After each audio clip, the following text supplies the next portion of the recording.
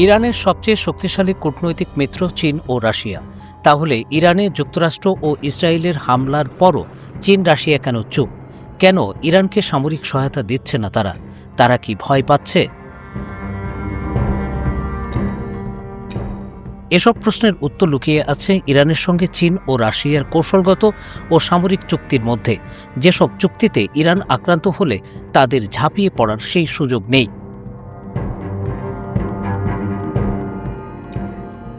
অবশ্য ইরানের যুক্তরাষ্ট্র ও ইসরায়েলের হামলাকে আন্তর্জাতিক আইনের সুস্পষ্ট লঙ্ঘন বলে মন্তব্য করেছে মস্কো ও বেইজিং। তাহলে চীন ও রাশিয়ার কি আর কিছুই করার নেই? দেখে আসা যাক তাদের মধ্যে চুক্তির শর্তগুলো কেমন। শিয়া বাটার ও ভিটামিনে সমৃদ্ধ লিলি বিউটি সোপ, তারুণ্যময় উজ্জ্বল ত্বকের জন্য। চীন ও রাশিয়া তেহরানের সঙ্গে বিভিন্ন দ্বিপক্ষীয় চুক্তি করেছে এবং যৌথ নৌমহড়া পরিচালনা করেছে। তারা এমন একটি ঐক্যবদ্ধ অবস্থান দেখাতে চায় যা তাদের মতে যুক্তরাষ্ট্র নেতৃত্বাধীন আন্তর্জাতিক ব্যবস্থার বিরুদ্ধে একটি শক্তিশালী অবস্থান। 2025 সালের জানুয়ারিতে রাশিয়া ও ইরান একটি বিস্তৃত কৌশলগত অংশীদারিত্ব চুক্তি সই করে। এই চুক্তির মাধ্যমে প্রতিরক্ষা ও গোয়েন্দা সহযোগিতা আরও জোরদার করা হয়। যুক্তরাষ্ট্র ও ইসরায়েল হামলা চালানোর এক সপ্তাহ আগেই ইরান রাশিয়া ভারত মহাসাগরে যৌথ সামরিক মহড়া চালায়।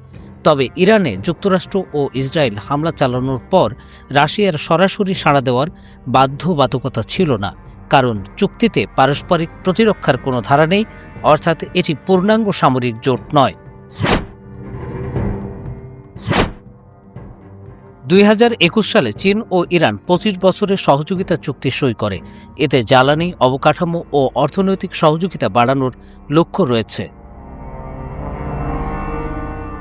ইরানের সঙ্গে চীনের রাজনৈতিক সহযোগিতা ও যোগাযোগ নিয়মিত এবং অর্থনৈতিক সহযোগিতাও গভীর, কারণ অনেক চীনা প্রতিষ্ঠান ইরানে বিনিয়োগ করেছে। তবে সামরিক ক্ষেত্রে চীন দীর্ঘদিন ধরেই এই সম্পর্কের সুস্পষ্ট সীমা নির্ধারণ করে রেখেছে।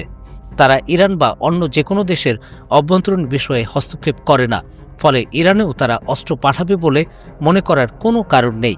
তার বদলে চীন সম্ভবত যুক্তরাষ্ট্র ও উপসাগরীয় দেশগুলোর সঙ্গে আলোচনা করে পরিস্থিতি শান্ত করার চেষ্টাই করবে বেশি।